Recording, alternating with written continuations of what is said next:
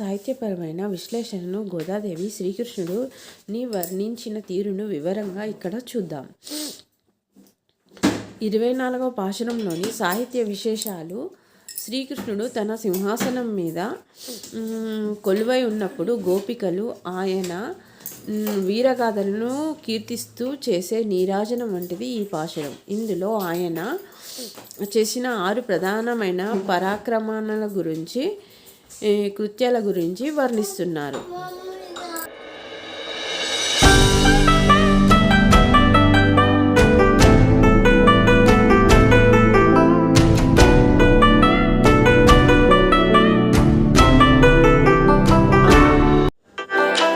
ప్రపంచాన్ని కొలిచిన పదాలు. త్రివిక్రమ రూపం. వామనావతారంలో పరమాత్మ ఒక చిన్న పిల్లాడిలా వచ్చి అనూహ్యంగా ఆకాశమంతా పెరిగి 3 అడుగులతో విశ్వాన్ని కొలిచాడు. ఇక్కడ విశేషం ఏమిటంటే ఆయన అంత ఎత్తు పెరిగినప్పుడు ఆకాశంలో ఉన్న నక్షత్రాలు ఆయన కాళ్ళకు తగిలి గాయపడ్డాయేమో, నేల మీద నడిచినప్పుడు పాదాలకు అందాయేమో అని గోదాదేవి ఆందోళన పడుతూ ఆ పాదాలకు మంగళం పాడుతోంది.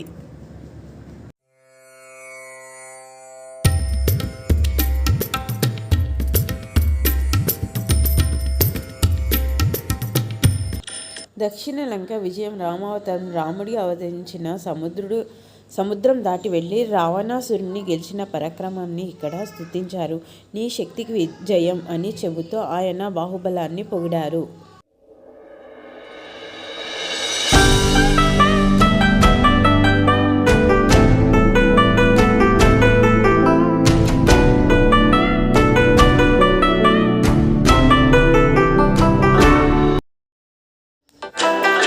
శకటాసుర సంహారం. బాలకృష్ణుని లీల. శ్రీకృష్ణుడు పసిబిడ్డగా ఉన్నప్పుడు శకటాసురుడు అనే రాక్షసుడు బండి రూపంలో వచ్చి చంపాలని చూశాడు. అప్పుడు శ్రీకృష్ణుడు ఆడుకుంటూ తన చిన్ని పాదంతో ఆ బండిని తన్నగా అది ముక్కలైపోయింది. ఆ చిన్న వయసులోనే అంతటి కీర్తిని సంపాదించుకున్నందుకు ఇక్కడ మంగళం పలికారు.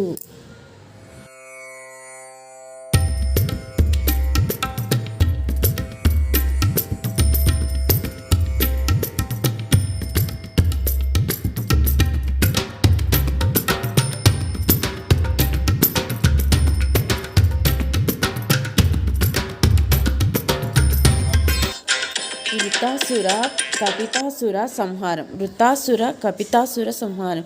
ఇది ఒక అద్భుతమైన సన్నివేశం.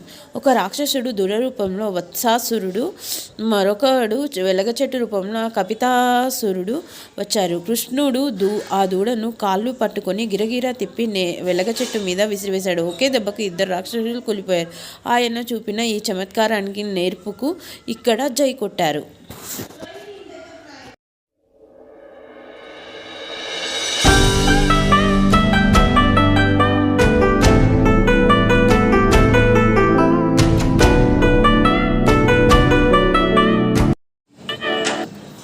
గోవర్ధనగిరి ఎత్తడం. ఇంద్రుని గర్వాన్ని అణచడానికి, గోపికలను రక్షించడానికి 7 రోజులు చిటికెన వేలుతో కొండను గొడుగులా ఎత్తాడు. ఇంత కష్టమైన పనిని తన వారి కోసం చేసిన ఆయన ప్రేమగుణాన్ని ఇక్కడ కొనియాడారు.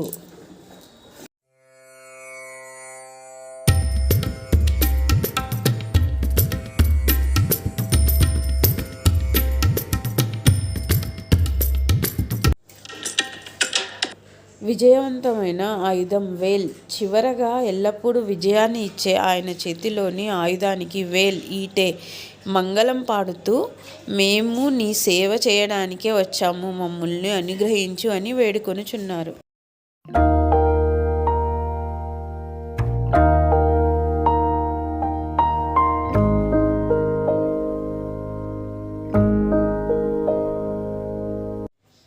ఈ పాశురంలోని ప్రతి వాక్యము పూర్తి మంగళము జై భవ అనే పదంతో ముగుస్తుంది. అంటే భగవంతుడిని పొగిడి ఆయనకు ఎలాంటి ఆపద రాకూడదని కోరుకోవడమే ఇందులోని ప్రధాన అంశము. ధన్యవాదములు అందరికీ.